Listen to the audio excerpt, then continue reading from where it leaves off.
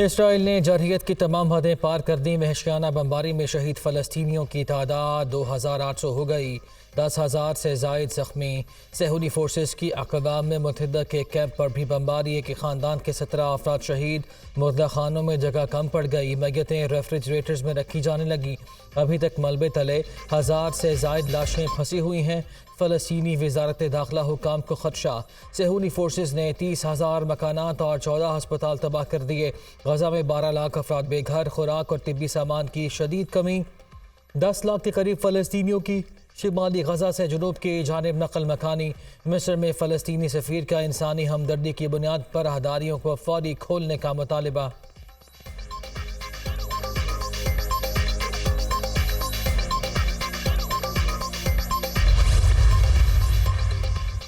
اسرائیلی فوج دھوکے باز، امریکی میڈیا نے دھوکے کا پول کھول دیا۔ شمالی غزہ سے نقل مکانی کرنے والوں کو محفوظ راستہ دکھایا۔ مہلت کے دوران نقل مکانی کرنے والے نے ہتے فلسطینیوں پر بارود برسا دیا۔ خواتین اور بچوں سمیت 250 فلسطینی راستے میں ہی شہید ہو گئے۔ غزہ میں بمباری، زندگی کے آثار ختم ہونے لگے۔ ہزاروں بے گھر افراد مدد کے لیے پکار رہے ہیں۔ لگتا ہے دنیا سے انسانیت مر چکی۔ عالمی برادری غزہ کا محاصرہ ختم کرائے۔ UN ریلیف اینڈ ورکس کے سربراہ فلپ رینی کی اپیل۔ محاصرے میں موجود لوگوں کی زندگی کو شدید خطرات لاحق ہیں۔ 20 لاکھ سے زائد افراد بدترین مشکلات کا شکار ہیں۔ ایمنسٹی انٹرنیشنل نے بھی فلسطینیوں کے لیے اسرائیل کی وارننگ کو جبری بے دخلی قرار دے دیا ہے۔ اسرائیلی فوج کی ہدایت مؤثر وارننگ نہیں، جبری بے دخلی ہے۔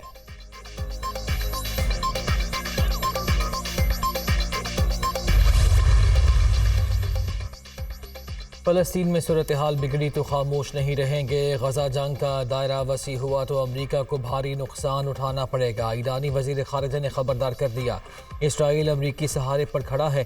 ایک ہفتے کی جنگ نے بتا دیا، اسرائیل یہ جنگ نہیں جیت سکتا۔ ہم نے جنگ میں حصہ لیا تو اسرائیل کے ایوان لرز اٹھیں گے۔ ابھی کئی صہیونی بستیاں القصام کی گرفت میں ہیں۔ اسرائیل نے اپنا راستہ نہ بدلا تو مزاحمتی تحریکیں خطے کا نقشہ بدل دیں گی۔ امیر عبداللہیان۔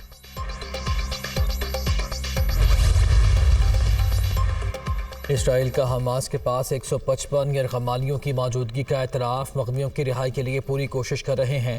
ہمارا مقصد حماس کو ختم کرنا ہے۔ حزب اللہ لبنانی سرحد پر کشیدگی کو بڑھانے کے لیے کام کر رہی ہے۔ اسرائیل زیادہ محاذوں پر جنگ چھیڑنے کے لیے تیار۔ ترجمان اسرائیلی فوج، جنگ میں اب تک 289 اسرائیلی فوجی مارے جانے کی تصدیق۔ حماس کے حملوں میں 6 برطانوی شہری بھی ہلاک ہوئے ہیں۔ برطانوی وزیر اعظم۔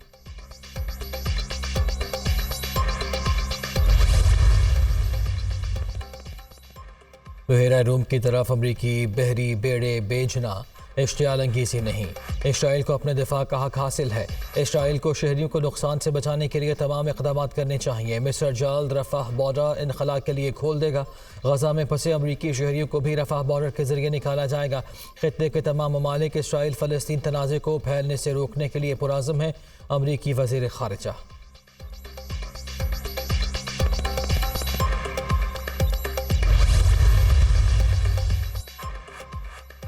اسرائیل فلسطین تنازع حل کرنے کا مشن، عالمی رہنماؤں کے رابطوں میں تیزی۔ امریکی وزیر خارجہ انٹونی بلنکن کا عرب ممالک کا دورہ، دوبارہ اسرائیل پہنچے۔ چینی وزیر خارجہ کی روسی ہم منصب سے ملاقات۔ حماس اسرائیل جنگ بندی بارے تفصیلی گفتگو۔ چین فلسطین کے مسئلے کے حل کے لیے جلد اپنا وفد مشرق وسطیٰ بھیجے گا۔ ترجمان چینی محکمہ خارجہ۔ UN ایڈ چیف کا بھی اسرائیل فلسطین صورتحال پر جلد قاہرہ کا دورہ کرنے کا اعلان۔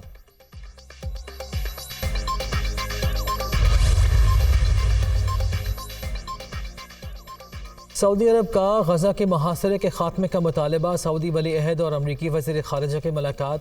غزہ میں فوجی کشیدگی پر تبادلہ خیال، معصوم جانوں کو خطرے میں ڈالنے والی فوجی مہم کو ختم کیا جائے، ولی عہد شہزادہ محمد بن سلمان۔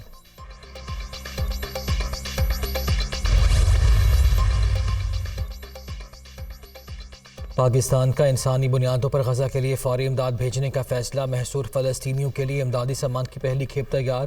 اسرائیلی جارحیت کا شکار غزہ کی بڑی آبادی کو فوری امداد کی ضرورت ہے۔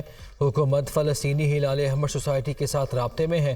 امدادی سامان کی ترسیل کے لیے پاکستان اقوام متحدہ کی متعلقہ ایجنسی سے بھی رابطے میں ہے۔ ترجمان دفتر خارجہ۔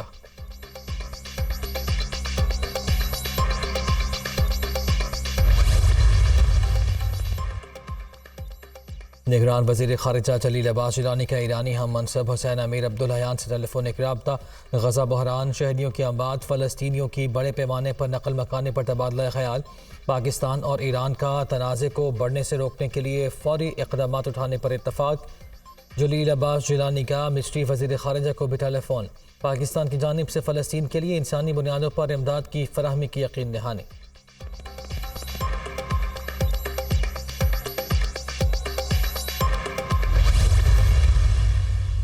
عالمی سطح پر اسرائیلی مظالم کے خلاف آوازیں اٹھنے لگیں۔ دنیا بھر میں فلسطینیوں سے اظہار یکجہتی کے لیے ریلیاں اور مظاہرے۔ امریکہ، برطانیہ، اسپین اور بھارت سمیت مختلف ممالک میں عوام سڑکوں پر آ گئے۔ فلسطینیوں کے خلاف اسرائیلی جارحیت کی بھرپور مذمت، فضائیں فری فلسطین کے نعروں سے گونج اٹھیں۔ عالمی انسانی حقوق کی تنظیموں سے جنگ فوری بند کرانے کا مطالبہ۔ لندن مظاہرین نے بادشاہ چارلس کے تاریخی مجسمے کے ہاتھ میں فلسطینی پرچم تھما دیا۔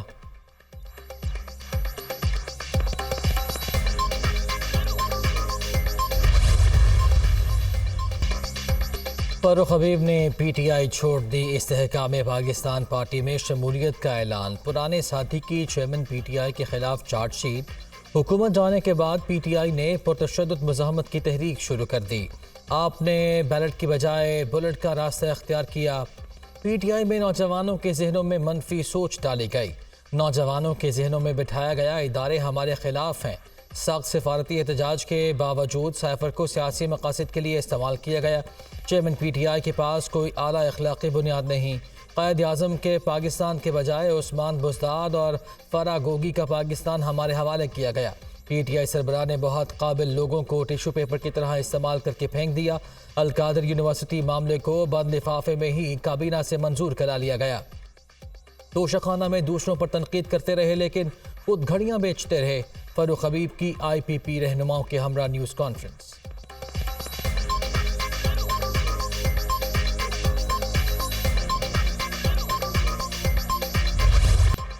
سائفر کیس میں چیئرمین تحریک انصاف کو ریلیف نہ مل سکا۔ اسلام آباد ہائی کورٹ نے جیل سماعت کے خلاف درخواست نمٹا دی۔ جیل ٹرائل سیکیورٹی کے حوالے سے درخواست گزار کے حق میں ہے۔ چیئرمین پی ٹی آئی خود اپنی سیکیورٹی کے حوالے سے متعدد بار خدشات کا اظہار کر چکے۔ چیف جسٹس اسلام آباد ہائی کورٹ نے فیصلہ سنا دیا۔ سائفر کیس میں چیئرمین پی ٹی آئی کی درخواست ضمانت بعد از گرفتاری۔ اسلام آباد ہائی کورٹ نے فیصلہ محفوظ کر لیا۔ چیئرمین پی ٹی آئی کے سائفر کیس میں اخراج مقدمہ کی درخواست پر بھی فیصلہ محفوظ۔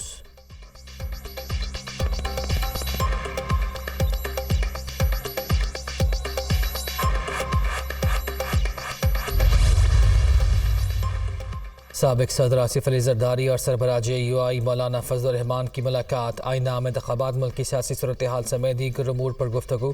آصف زرداری نے مولانا فضل الرحمان کی خوشدامن کے انتقال پر تعزیت کی۔ دونوں رہنماؤں کے درمیان ملاقات 50 منٹ تک جاری رہی۔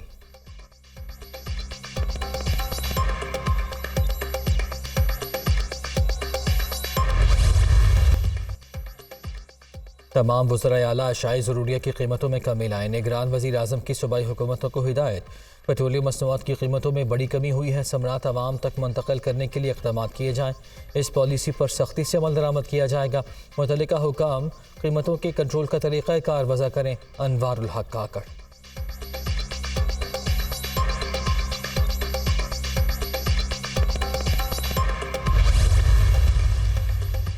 پنجاب حکومت کا پیٹرولیم مصنوعات کی قیمتوں میں کمی کا فائدہ عوام تک پہنچانے کا فیصلہ۔ وزیر اعلیٰ محسن نقوی نے اشیاء ضروریات کی قیمتوں میں کمی کے لیے 48 گھنٹے کی ڈیڈ لائن دے دی۔ پرائس کنٹرول مجسٹریٹس اور پرائس کنٹرول کمیٹیوں کو فعال کردار ادا کرنے کا حکم۔ ٹرانسپورٹ کرایوں میں 10% تک کمی لانے کا ٹاسک۔ نگران وزیر اعلیٰ پنجاب کی زیر صدارت اجلاس میں فیصلے۔